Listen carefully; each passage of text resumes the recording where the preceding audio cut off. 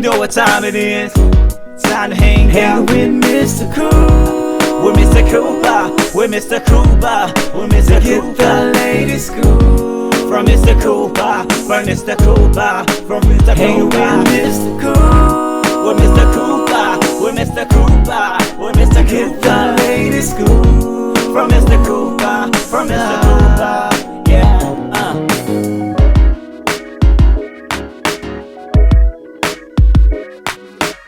Welcome to the Bit Scoop with Coop. I'm your host, Coop. Season 9 still going strong, people.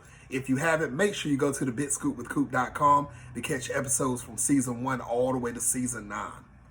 Big shout outs to everybody that's watching on Facebook right now. Facebook.com/thebitscoopwithcoop. Big shout outs to everybody that's watching on Instagram. IGTV, baby. That's right. Catch me at Big Scoop with Coop. Also, you catch me on YouTube at The Bit Scoop with Coop. Make sure you click like and subscribe. Make sure you keep up with all my latest content. Also, I'm new to the Clubhouse, people. Catch me at Clubhouse under Michael Cooper or at Big Scoop with Coop. All right, enough about me. Today's guest, I have the Senator of Washington, D.C. That's right, ladies and gentlemen, I have Senator Paul Strauss. Senator Strauss is doing a lot of big things. As far as it goes for the 51 Star campaign, he's trying to bring 51 stars into Washington, D.C. to help make D.C. become a state. That's right, people, in the United States. We're going to talk to him. He's going to talk about his career, how he became a senator, the things that he's doing now, and also that 51 Star campaign. So sit back, relax, and I hope you enjoy this episode of The Bit Scoop with Coop. And after I'm finished talking, let's catch up with Senator Paul Strauss. We have the man that's actually helping taking care of D.C. itself. Ladies and gentlemen, Senator Paul Strauss. Welcome to the show. Great to be here with you. Thanks for having me on. Yes, sir. Yes, sir. How's your day going so far? It's getting a lot better. You know, January was one rough month. I mean, first of all, every Wednesday something crazy happened, starting with the letter I. The insurrection was the first week. The impeachment was the second week. We had the inauguration the third week. So by that fourth Wednesday, I was just holding out for ice storm or something happened with the letter I. It didn't, and you know, we've had a whole week, and it was, you can't say normal because you've still got people in Congress that are talking about lasers in space, setting forest fires, and you've got you know, people threatening to kill other members. So I won't say it's normal, but wow, it's just a lot better than it has been. So some days I find myself almost bored, and I haven't been. I got to tell you that's almost a good thing because it used to be just terrified and sad, and so I'll take bored. And you know what, Senator? I guess we could say this is the most normal it's been in a year. Absolutely. That's the best way to put that. Absolutely. Now, when Jewish space lasers are as normal as it gets, that tells you how totally whacked that last year was. But okay. You're right. You're right about that, Senator. That's why I feel that we have to continue to try to shift this normal back to the normal that we know. If that makes sense. You know, yeah, the space lasers, that's kind of crazy. You're right. Anything that started with the letter I, you had to duck and run. That's what it seemed like, except for the inauguration. But well, even then, you know, if you saw the security we had here and the fencing and all that, I mean, I've been to lots of inaugurations. This one was, you know, different. Yes, it was. And it's crazy because about a few weeks ago, I had the CEO of the presidential inauguration, Tony Allen, on the show. And we was talking and everything, how he was trying to get prepared for the inauguration and everything. So it's really different, especially when majority of it was virtual. You know, it wasn't people there. That I know that probably was like a funny feeling for Biden and everybody also. I've seen a lot of people online saying, yeah, people weren't using common sense. They was like, yeah, more people showed up to the Trump inauguration than the Biden. True. Duh. You know what? He can have that. Give him that. Right. He won crowd size. You know, Joe Biden doesn't need that for his ego. He didn't need it. Great. Trump had more people, had a bigger crowd. Well, Senator, of course, it's virtual COVID. That's why he won the crowd size. He was a responsible leader. You know, I feel bad for the kids that didn't get to march in that parade. You know, Pennsylvania Avenue, we host marching bands from 50 states as well as some great groups from D.C. I'm sorry that they couldn't participate in the way that they could, but look, the peaceful transition of power and the ceremony that celebrates it, probably one of the greatest gifts the American people have ever given the world. It has inspired democracy in places where it never existed before, and we almost lost that. And so the fact that he put the safety of others ahead of his own ego and his own grandiosity, certainly this is a man that would have loved to dance with his lovely wife at an inaugural ball and celebrate in the way that we wanted. He got right to work. He was signing orders. That's what you, as an American, the president is our employee. And that guy so true. And that guy was on the job from minute one, you know, not even day one, minute one, serving us with a great deputy, the vice president. How exciting is that? To have a woman of color, and you know, and a second gentleman. I mean, yes. You're right. You're right. It was a great day. And you know what? I've been to a lot of inaugurations, and they are cold, right? They're in January. So to be able to watch this one in front of a roaring fire and maybe a cup of something hot or a cup of something, just saying. Yes, sir. Great day. Great day for all of us in Washington. You're right about that. And Senator, we will get into that later on. We will definitely talk more about the Biden-Harris, era. Right now, we definitely will talk about that. But, right now, today is about you. You've done a lot in D.C. You've been in the state. You've been helping the state. I mean, even back through the 80s. But let's talk about that for the people that don't know. When did you first realize that you wanted to get into politics? Oh, I was a 9-year-old kid. I was looking at a magazine article about a guy running for mayor in New York, my hometown, and I decided I wanted to vote for that candidate. And of course, I was too young to vote, but my mother, God bless her, took me down to the candidate's campaign headquarters. Now, if you go to a campaign headquarters today, it's kind of tech heavy, looks more like a server farm. But back then, campaign headquarters were big hotel ballrooms. They had streamers, they had balloons, they had people in those funny styrofoam hats you see in the old-timey movies.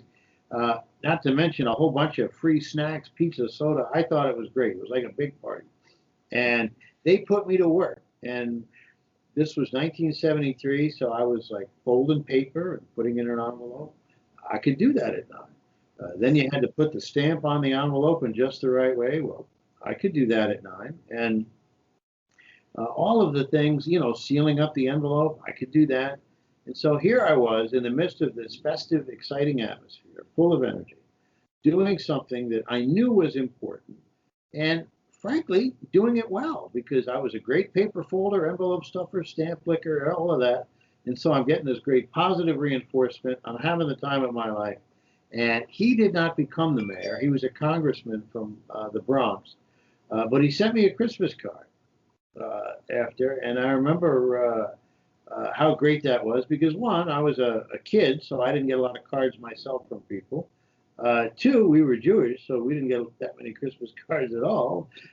And this had a picture of the Capitol after it snowed. It was one of the most beautiful sights I'd ever seen. And it was such a great experience that I went back and I worked for the governor candidate. His name was Hugh Carey, and he won the election. And then 2 years later, I get a call. And again, this is one of those times where, as a kid, when the phone rings, it's not normally for you. But I answered the phone as I had been taught. And they said, I want to speak to Paul Strauss. And I'm all excited. I'm like, you do? And, now, I didn't realize it's a guy going through a stack of index cards, reading off a script, as they do. But to me, I'm getting excited. And he says, we hear from your governor that you're one of the best Democratic operatives in New York State. And I'm so excited. I'm like, you did? And he's like, yes, and we have our governor coming to your state, and we'd like you to meet our governor. He's running for president. Well, I'm excited, and I'm like, who's your governor? And they said, his name is Jimmy Carter. And lo and behold, they invited me to meet Governor Carter when he came to New York. And, so imagine being 12 years old and your mom comes home from work and you're like, hey, I need to miss school next week. Why? I have a meeting with the governor of Georgia. Now, most kids, right, they're going to, fake a fever, this and that. So, who's going to make up that as a way of getting out of school? So me, and I ended up working on the Jimmy Carter for President campaign. And that was my first presidential campaign. I organized a group that was called Kids for Carter. And so I was hooked. I had the campaign bug. I knew I wanted to come to Washington to study political science because we've got some of the best schools for that here. I mean, look, let's face it. If you want to work in films, go to Hollywood. You want to work in finance and Wall Street, you can go to New York. But if you want to study politics and the art of governing, then the District of Columbia, Washington, D.C. is the place to be. And so I came here to go to school as a freshman. And little did I realize that in doing what I thought was the most American thing a young kid could do, I was giving up my rights in a democracy by moving to the capital of our nation. It just blew my mind. Now, that's crazy, Senator. Now, you went from a kid licking stamps, putting the papers in the envelope, working at the age of 9. Turn around, get the phone call for Governor Jimmy Carter to come meet him. Now, we're going to fast forward a little bit. That right there had to stick in your mind for a while, and that had to influence you to continue to go because, like you said, at the age of 9, doing that, a lot of kids at the age of 9 was not even thinking about that. They were thinking about playing with their toys, being outside, running around, being with their friends, watching TV. And look at you putting yourself to work early stage to get yourself to where you are today.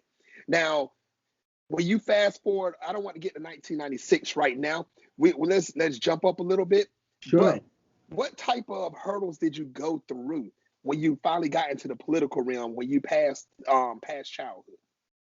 Well, when I went to university, I started to run for student government.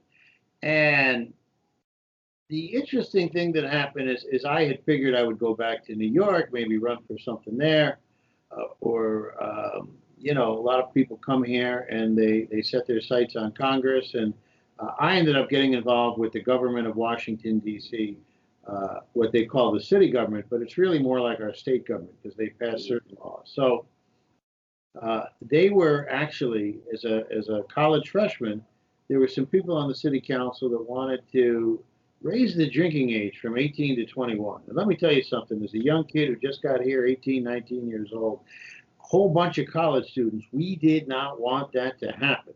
We thought that was a bad idea. And in fact, it turned out to be not a great idea for a lot of reasons. But we knew that if we wanted the DC Council to take us seriously, we had to start registering to vote right here in DC, not voting absentee in our home states. And I got together with some leaders of other college campuses, and we began to register students to vote in record numbers. And all of a sudden, the people that would vote for me in student government could then vote in regular elections. And one of the offices we have in DC, it's called Commissioner, or ANC, stands for Advisory Neighborhood Commissioner. And if what you think of as the city council is kind of our state government, then Commissioner is more like our county and municipal government. Okay. And I actually was able to run for that back when I was a junior at my university. So I'm 21 years old, and I'm able to take the people who would vote for me in the student center in student government elections, march them across the street to the church that was the polling place on election day. And I ended up getting enough votes and won the election in 1986. So there I am, still in college, studying political science, actually winning my first elected office. And I've had the privilege of serving the people of DC in an elected capacity ever since then. So Wow. it's exciting. You know, you go to vote and you see your own name on the ballot, and it's a good feeling, and it gives you a sense of responsibility. And I love serving my community. I love public service. You know what, Senator? I'm not gonna lie to you. Now, if it was me in college and I saw my name on the ballot, after I filled it out, I would ask the people, "Can I have a blank ballot so I can hang it up on my wall so I can see that for the rest of my life?" You know, that's some exciting stuff right there because it's showing that you actually hit a goal. You know what I'm saying? You really hit a goal where a lot of people in college, you won electoral in college. Come on, that's crazy. You're doing it. You did it. I was happy to do it, and I represented a lot of folks that were not initially very happy about having some 21-year-old kid becoming their commissioner because they had serious issues, and it took me the first couple of meetings. There were some rough townspeople there wondering what the heck had happened, and I had to work hard to win them over. And earn their trust and develop my credibility to show that this was something that I was ready to take very seriously. Now, did you have any mentors to help you out when you actually, won that ballot? Did you have any mentors to help you out during college while you actually running, without running, you won the city government side? Well, American University, where I went, was a great school. We had great professors, we had teachers, we had fellow students that lived and breathed politics. So that was the other thing. You know, when I was in high school and there I was going off to work on political campaigns, I was kind of that weird kid. But when I came to D.C. and enrolled in my program, there were high school kids in high school like me from all around the country that maybe they felt weird being so interested in politics at such a young age. But when we got here to D.C., we knew we had come to the right place, and we knew we had found our home. And so I met like-minded people, a strong peer group, good reinforcement, some great teachers, some great professors. Things like Campaign Management Institute that taught me the mechanics of how to win an election. And so a lot of them stick out. One of my great mentors now, he's in the national spotlight. He was my law school professor. His name was Jamie Raskin. He represents the state of Maryland. And I actually got elected as a senator before he became a Maryland state senator, but he continues to be a great mentor, and he's recognized as one of the most brilliant minds in American politics. He's a great, brilliant scholar. He is prosecuting the impeachment case against President Trump. I mean, I've been, from 96 on, I have been D.C.'s shadow United States Senator for so long. I'm in my third impeachment trial. I mean, that's when you've been around a while. This is my third impeachment trial, two with the same president, but yeah, so I've had some great mentors, and because of that, I've always done my best to try and bring other young people into the business as well. So even at an early age, we had interns, we've had young people who were always part of my campaigns. This year, for my last reelection, my treasurer was someone who took my old seat on the college campus, a college student that became the treasurer. And so this was somebody who at the age of 19, when they first got elected to the commissioner, became the treasurer. They were the youngest official officer of an ANC district in Washington, D.C. They were capable of signing government checks as a treasurer and not old enough to buy a beer. So that's that should tell you just how crazy some of these things are. But yeah, it's important to, my experience as a young person in politics shaped me, and I tried to give those same opportunities to young people as well.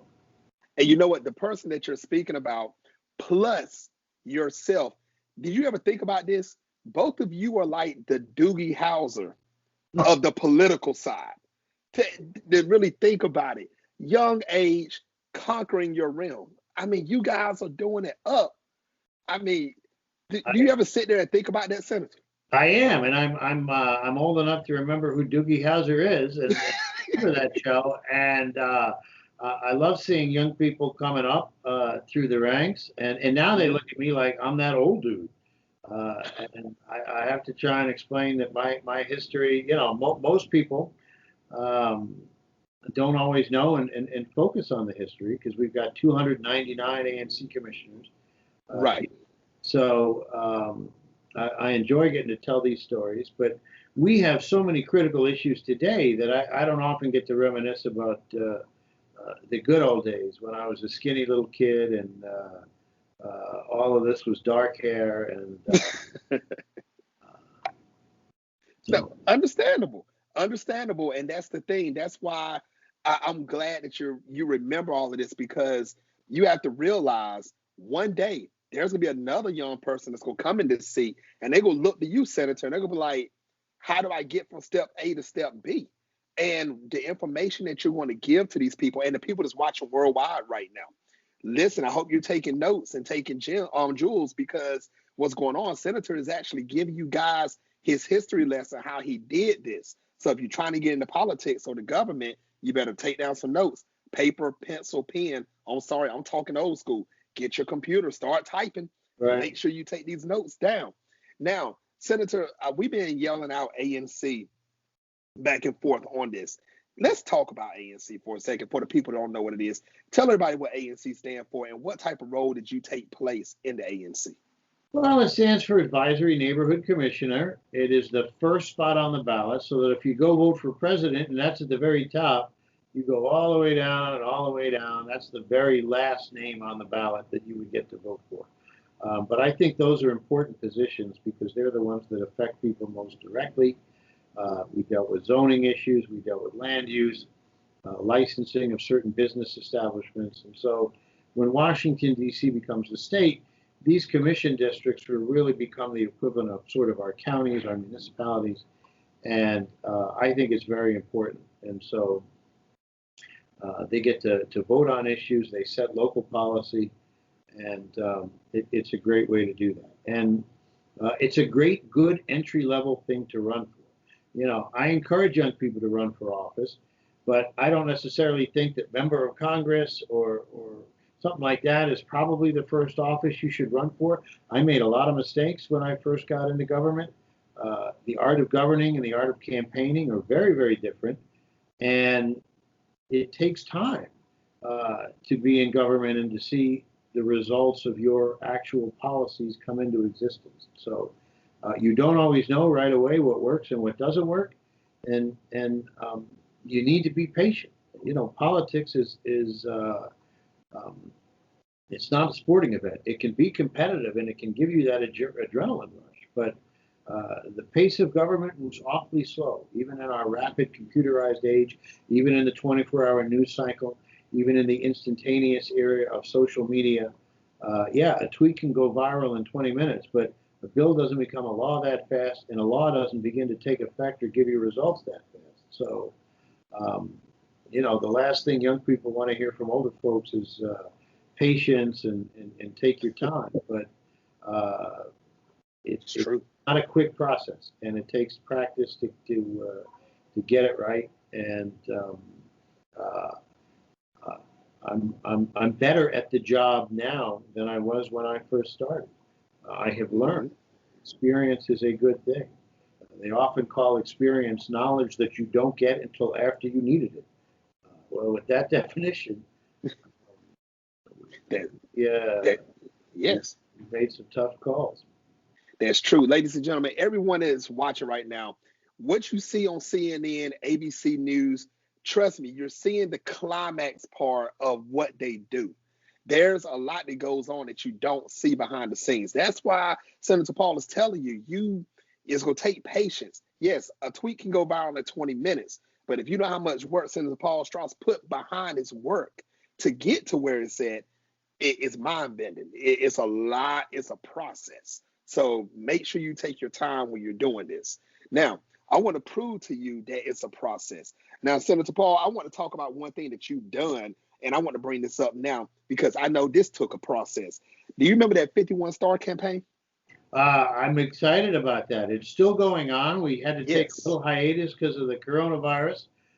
But yeah, the 51 Star campaign is literally an idea I had where you get 51 stars, you know, the Hollywood kind, or Mhm. sports figures, to help us get 51 stars on the American flag for the 51st state. So it's a pretty creative idea, and I've gotten to meet and work with so many amazing people.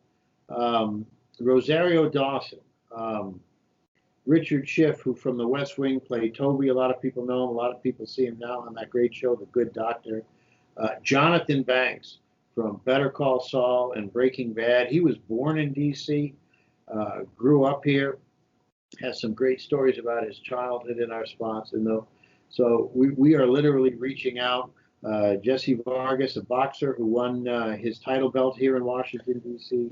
So a lot of great people who are helping us do that. Look, celebrities, star power, they're creative, they're brilliant, they can help us attract attention, and it's great when they're going to put their credibility on the line to use their influence to help us get out this serious message that Washington, D.C. needs to become a state. So I love that program. I can't wait to get back to shooting those spots in person. Now, Senator, how hard was it to actually come up with that plan for the 51 Star campaign and figure out which celebrities was the best to bring on to this campaign? How hard was it for you?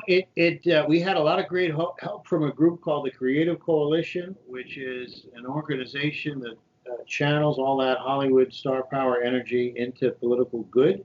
They're an advocate for the arts. They're an advocate for important causes, and they helped kickstart it by hosting a dinner called their Voices of Impact dinner. And so the first time we had Mario Van Peebles, we had Evan Handler, who was on some great shows from Californication to Sex in the City, and another young actress. They were our first three, and people saw the spots. They liked the spots. We got, of course, Dave Chappelle. I mean, who I remember from growing up in D.C. I mean, there's really nobody more Washington D.C. than Dave Chappelle. He did one of those spots. He's been a great supporter of D.C. Statehood, and so yeah, how great is it to work with these people who are so talented, so brilliant, and terrific to help us get our message out. So I don't know if you have the spots, or we're going to send you some that you could cut, but that's probably, if we hadn't thought of that, we should. Thank you, Senator. Yes. Now, Senator, when are you planning to start this campaign back up? I know COVID hit, a lot of things slowed down. Do you have a projected time frame when you're going to actually start putting your whole hand back into it again? Well, when it's safe. I mean, as much as I like doing it, we have to find a way to do it safe. You know, the District of Columbia has been hit hard by this coronavirus. One of the stupidest things that Congress did is they didn't give us the resources that we needed. We are not a state, so they gave us 1/3 of the coronavirus resources to fight this pandemic. And I know we talk a lot about Trump and that administration not understanding the science, not following the science. I don't know what their thinking is. I suppose that was there someone in the administration that thought, well, it's a mutating microbiologic organism, so I assume it's going to understand the political distinctions between a territory and a state, and maybe it'll just make the people of Washington, D.C. only 1/3 as sick. Well, that didn't happen. Or maybe it will just make Washington, D.C. residents, it'll only affect 1/3 of them. Well, that didn't happen either. In fact, it has hit this city hard. We have lost so many people to this disease, the majority of them people of color. And so as much as I would love to be flying off to Hollywood or bringing celebrities here or hanging out at these events, we're not going to do it again until it's safe. And, Understandable. But we haven't hit 51. We're looking for them. It's an ultimate casting call for democracy. But look, the truth is, even without all 51 stars, with the few that we've got momentum in the House. We've got momentum in the Senate on our bill. We might get to be a state without needing them all. So we'll see what happens. Well, I believe great things are going to happen, Senator, off of this. You all have the manpower and you all have the connections to get who you need in there. I believe that you all have more support, especially under the Biden-Harris era, than before, for the last 4 years. So I believe that people will come into this. The only thing you have to do is just ask. I don't believe no one is going to say no. So you have my full support on that also, Senator. Thank you. Yes, you definitely do. Now, I want to go to 1996 real quick. You become senator. How excited were you when you found out that you became senator in Well, DC? I mean, it was a great day. Reverend Jesse Jackson had the spot before me. He had decided not to run again, and I jumped into the race. And I had only been a commissioner, had not run district-wide or statewide, as it were, before. So this was my first foray, and I had to compete in my party's primary, and then when I won the Democratic primary, I felt reasonably confident I would be elected. But the process for becoming DC's shadow United States senator is really the same as any other U.S. senator. You run in your primary, you have to get on the ballot the same way, you have to meet the same requirements. In fact, I was only 31 years old, and so the last time the seat was up, I wasn't even legally old enough to run for it. So when I got in, and I don't want to take anything away from my friend John Ossoff, who was also one of the most recent people to come in and get elected in his early 30s. But people talk about Joe Biden getting elected right at the minimum age, and they're talking about John Ossoff. But in between those two guys was this guy here. Just saying, couldn't vote, but it was a great moment, and they swore me in on January 2nd, 1997, and my dad came down. He was there. It was one of the first time I got to see him cry. Actually, he was very moved. So that was kind of I think I remember that more than a lot of the other issues. So much was going on. But every swearing in is memorable. Even this time where we had to do it virtually. But I remember that it was a big day, and yes, if becoming a commissioner at 21 was a big deal, becoming a senator at 31, you felt that weight as well. Now, if you had a time machine and you can go back to your 21-year-old self and your 9-year-old self and tell yourself that you're going to become senator, do you think you would believe? You think you'll believe it? It's hard to say. That experience at an early age at 9 was very reinforcing, because even though the skill sets were fairly modest, and I made some mistakes back then. I mean, I used to hang campaign posters. I was good at that. Putting bumper stickers on cars. Turns out you're supposed to get the permission of the person who owns the car before you put the sticker on. So, hey, kids, if you're on a campaign, don't just start putting stickers on people's car. It really pisses them off and may actually lose votes for your candidate. So, I'm not saying I was a whiz right out of the gate. But I knew, not that I was destined for great things, but I knew that the electoral process was a great opportunity to be able to serve. And so whatever would happen, I knew I wasn't wasting my time. I knew it would be an ability to do things. I didn't know what they would be. In all honesty, I did not think that becoming the 51st state would take this long. And because it seems such a simple, equitable, decent thing to do for your fellow Americans. So I may have been a little bit naive. I may have been a little bit overly idealistic. I hadn't estimated the cynicism and how entrenched these partisan people are about staying in power. So we should see. Well, Senator, do you feel like it was because of the last 4 years, all this other craziness went on, that it got put on the back burner? Do you feel like that, or do you think all hands were still on deck trying to get it? The last 4 years,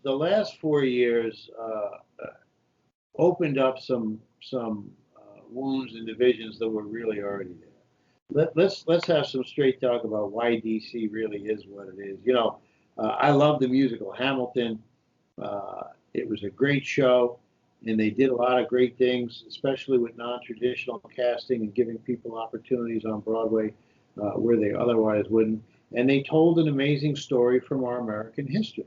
They kind of glossed over a part of it, though, that we don't really like to talk about. So everybody understands that the North needed the southern states to assume the national debt, the Revolutionary War debt, and the South really wanted the capital in the South.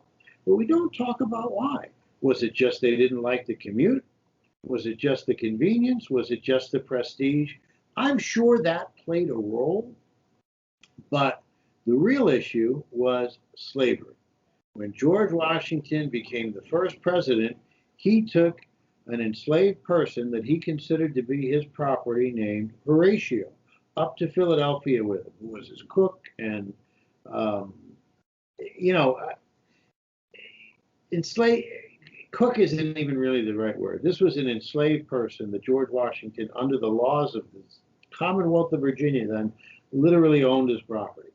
And under the laws of the Commonwealth of Pennsylvania, after 6 months, Horatio would have had to have been freed. So Washington would send him back just before the 6th month was up and bring him back to keep him in a slave status. Occasionally, Horatio would escape, and Washington was upset that the Pennsylvania authorities wouldn't return this living human person who Washington considered to be property to him. And so having the capital in a slave jurisdiction where they would maintain the issue of slavery and be able to keep their enslaved people was one of the main reasons why Washington, Jefferson, these founding fathers really wanted the capital in the South. The Capitol building was built by slave labor. Now, the government compensated every hour that the slaves worked at market rates, but they paid it to the slave owners. So we have this terrible legacy of systemic racism that is part of the District of Columbia origin story that we really need to address. And so, no, DC not having equality, DC not having democracy, DC not having voting rights isn't new in the Trump era. It's as old as the civil rights movement. DC had some territorial government in the Civil War, and when they passed the amendments that guaranteed equal suffrage by race, it was decided to take away all voting rights in DC rather than give them to the African Americans that were making a name here. Frederick Douglass was a DC government municipal official. He was elected as our recorder of deeds and served the local government. And so at the end of Reconstruction, when the Confederacy sort of reasserted itself with Jim Crow laws and the Klan, DC lost its self-rule and its home rule and its ability to self-govern.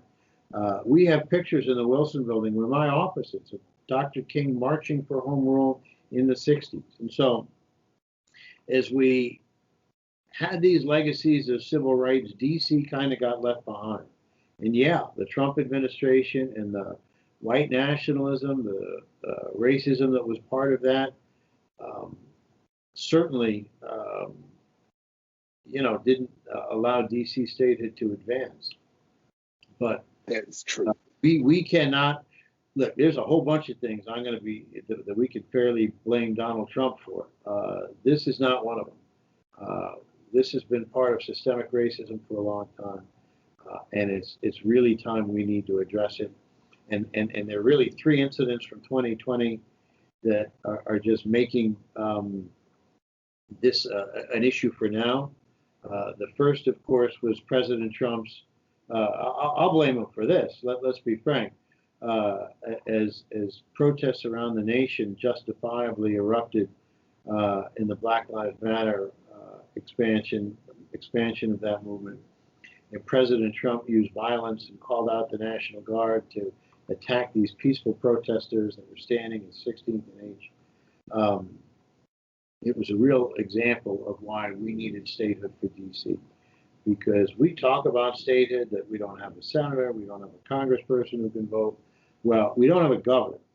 And when you have a governor in your state, you can stop the National Guard from being called out over your objections. So that was the first thing that really made statehood kind of a personal safety and security issue for the people of Washington, because we saw what a violent, aggressive response we got from the National Guard. When we didn't, Trump couldn't send the National Guard into Washington State, but he was able to send them into Washington, D.C., not to protect us, not even to protect the property, but to dominate us. Those were his own words. Then you saw the coronavirus relief. We talked about only getting 1/3 of the resources. And then when we need the National Guard and we actually want them to protect life, safety, property, we can't bring them out when we need to. And we saw that on January 6th. And so not having a governor means we can't stop the Guard from coming when we don't want them. We can't get the Guard out quickly when we do need them. And of course, without a fair shot of safety resources like in coronavirus relief. So people have literally died in Washington, D.C. because we don't have statehood. It's a fierce issue with the urgency of now. We can't allow it to go back. And thankfully, as tragic as all of these incidents were, they were a wake-up call for Americans around the country. And we have a sense of momentum that we haven't had before. And so I am excited. And if we get statehood before I can finish taping all 51 of my spots, it's fine. Now, Senator, what can the civilians, regular civilians, do to try to help with this process to turn D.C. to a legitimate state? What can they do? Is there anything that we can do? You know, a civilian, the term that you really have there is citizen. Let's talk about our citizen, yes, for a minute, because the most important title isn't president or senator or governor or any of these things. It's citizen. Mm-hmm. And citizens have not just the right, but you have duties. You have an obligation to make this democracy better. And so if you are a citizen of the 50 states, then one, right off the bat, you are more powerful than any elected official here in the District of Columbia, regardless of your title, because you are represented by voting members of Congress that in theory at least are accountable to you. And so call them. Call your congressman. Call your senator. If your member of Congress is already on the bill, thank him for that. Let him know that you think it's important, that it's not just a D.C. issue, but an American one. If your senator is not on the bill, tell him to get on the bill, because you support equality for all Americans. You have power that we in Washington, D.C. don't. It is a myth to think that if you live in Washington, you have more power. You have less than most Americans. So citizens, use the rights that you have, but more importantly, the obligation that you have to make our democracy better. Ladies and gentlemen, that's listening worldwide, make sure you do this. Senator Paul is telling you right now how to make this change. And it's going to start with us. We have to make this change for it to flow over to senators, to flow over to the president, whoever is in the elected government stage. We have to do this, people. Make sure you go do it. Go do your research on this. Not right now, because you're watching this interview. After this interview, go do your research. Make sure you do that. Now, I know we don't have much more time, Senator, but I do want to ask you a couple more questions. I know you're a busy man, but I got to ask these because people want to know. With the Biden-Kamala Harris era right now, how long do you think it's going to take for all, especially with you too, to help make this United States back to the normal where it's supposed to be? A lot longer than we would like, but let's remember what really happened. You know, for 4 years, we have been digging this country into a hole. And on January 20th, we finally just put down the shovel. And the truth is that the last few weeks, it wasn't even a shovel. They brought in the backhoe and the jackhammers and dug us real deep, real fast. So we now have to get out of this deep hole that we're in. And it's going to take a lot of work, and it's going to take a lot of work from all of us pulling together. And so, yeah, it was a great day, and I was happy. But the clouds didn't magically part. The virus didn't magically go away. The economy didn't magically start up. Everybody out of work didn't get to go back to work. This is all going to take a lot of effort on our part. This is when the hard work begins. We may have turned the direction around, but we have a long way to go. And the president needs our support, and the vice president needs our support, and they're putting together in a new cabinet, and they're going to need our support, and the newly elected senators and members of Congress need our support. But no, this is not instantaneous change. This takes work. This takes effort. Join together. If you have any local communities that's in your area that's trying to help put everything back the way it is, join them. Ask them, what can you do to help? Make sure you do it, because it's going to take, this is my opinion only, Senator. I'm just saying this from me. I believe it's going to take more than one term to get this back to where it's supposed to be. It definitely is. That's just my opinion only. You're right. It's not just your opinion. I think we all feel that way. And you know what? We have an election in 2022, and that's going to come up on us pretty fast. So one, think about how you can best contribute to saving our democracy. Maybe that means putting your own name on a ballot. Maybe that's finding a good candidate to support and doing what I did as a kid and going down to a campaign headquarters or working virtually. You know, campaigns have changed. You don't even need to go down to a headquarters now. A high-tech campaign will email you a list of phone numbers, and you could start calling voters. You could be working from your own laptop how to reach out to your fellow citizens. So democracy is a lot of work. Get to work, people. You heard him. You heard Senator. Make sure you get to work, especially if you're trying to be in this political realm. Make sure you do your part. Your vote counts. As you saw, your vote made a change. Now 2022 is coming. We need you again. All of us, we need you again. Do your part. Let's get this thing back to normal. Now, one more question about the Joe Biden, Kamala Harris era. How long will it take for you think it's going to get the Democrats and the Republicans kind of getting back on the same page? It's hard for me to understand what's happening with the Republican Party. I think we're doing a better job as Democrats holding our coalition together. But we represent a pretty wide version of views. So one, you know, we have folks like Bernie Sanders, AOC, the Squad, Elizabeth Warren, and they're on one side of the economic agenda with shared democratic values. We have conservatives from groups like the Lincoln Project that used to be Republicans that were important to helping get the vote out in certain swing states.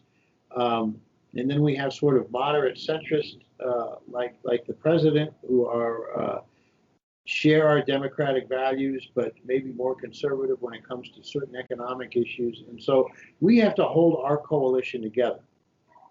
The Republicans, they're really split between the old Republican Party and this sort of white supremacist Trump group that has taken over that party. Republicans didn't used to be bad people. They just used to have ideas that I in particular didn't always agree with. But a lot of Republicans of conscience have left the party, become independents, and so we almost have sort of five groups. You know, the Democrats are kind of a three-way coalition. The Republicans are at least evenly divided. So we have to hold out the line with our own caucus, and that's going to be hard because we've got some very conservative members. We've got Joe Manchin of West Virginia, who's a pretty conservative guy, and then we have people who represent conservative places like Arizona, home of Barry Goldwater, home of John McCain. And we've got two Democratic senators there now, but that doesn't necessarily mean that the state suddenly became a bastion of left-wing goodness. They represent their constituents, and those are conservative constituents. And they're actually obligated to represent those viewpoints. So we need to find a way to bring people together, to move legislation, and hopefully to get a few principled Republicans across on our side. And yeah, it's great when we can get Republicans to agree and say, well, no, the election was the election, and of course we should support democratic institutions. Yeah, if you incite a violent insurrection against the United States, you should be removed from power. So the Republicans that are voting with us to support an election that we all saw was free and fair, or the Republicans that voted to impeach the president who clearly incited a violent insurrection. Yeah, we want them. We're glad we have them. But that's different from getting them along on economic issues if we move too fast, too far. At the same time, we can't be timid. You know, they didn't mind rolling all over Democrats when they got to throw people on the courts and do this. We have a job to do. The most important thing is to get this coronavirus relief package out. People are suffering. People are dying. They need help right away. So we need to move quickly on that. Obviously, I want to see us move quickly on statehood, but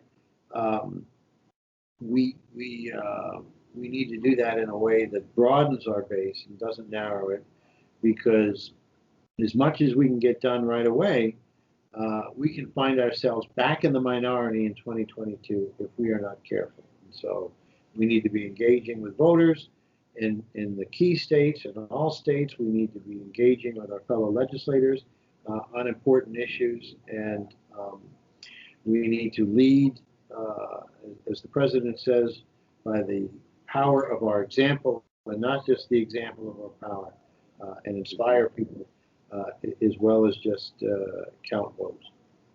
You heard it here first, people. Now, Senator, I know you have to go. I'm not going to hold you up much longer. There's more questions to ask, but I'm not going to ask them because you have a lot that's going on right now. So we're going to go to the last segment of the show. This right here is called Take the Floor. Now, Senator, you have up to 2 minutes to say whatever you want to say. No questions asked. Senator Paul Strauss, take the floor. So many of you are out there working for progressive change and fighting to improve and make our democracy better. But if you're not working for DC statehood, all of those efforts will be in vain. If you think about every issue that you care about, right now the United States Senate has been the least democratic institution that's done the most harm to our country. It's where every good idea that we've been able to get has actually gone to die. If you support climate change, but you're not voting to elect 2 new senators from Washington, D.C. that will fight for the climate, then you're not going to make an impact where you need it to be. If you're concerned about racial equity, if you're concerned about improving our economy so that it works for all Americans, whatever the issue is, you are not going to be able to make the progress you need to make without really changing the United States Senate. Right now, 52 U.S. senators represent only 18% of all Americans. And if you add up the 50 senators elected by the Democrats versus the 50 senators who are Republicans, the Democratic senators represent millions more people. This is fundamentally undemocratic, but we're probably not going to be able to make the fundamental structural change to that body without scrapping our entire constitutional system of government. And whatever our arguments are with it, it has served us better than other places for over 200 years. But one thing we can do, let's make the District of Columbia the 51st state so that we can get 2 more American United States senators working for all of the American people. We have too many problems right now that we need to work and solve together. And the United States deserves 2 more voting United States senators from the District of Columbia to help solve those problems. So, Coop, thanks for this great opportunity. I've enjoyed sharing this time with you and your viewers. I appreciate the chance. And if you want to learn more about our struggle for DC statehood, visit our website, statehood.dc.gov, or just send me an email at senator@dc.gov. I'd love to hear from you. I'd love to keep this dialogue going. Follow me on social media, Twitter, Instagram, and now this new thing called Clubhouse. I'm at Senator Paul Strauss. I hope to see you all there. Make sure you follow him, ladies and gentlemen. And Senator, I would love to have you back on the show in the future. You got it. All right, ladies and gentlemen, get ready for my next guest. My next guest is, I don't never announce my next guest. You have to stay tuned and make sure you know who it is. Senator Paul Strauss, make sure you follow him. Make sure you do support him in everything he does. All right, ladies and gentlemen, until the next time on the Big Scoop with Coop.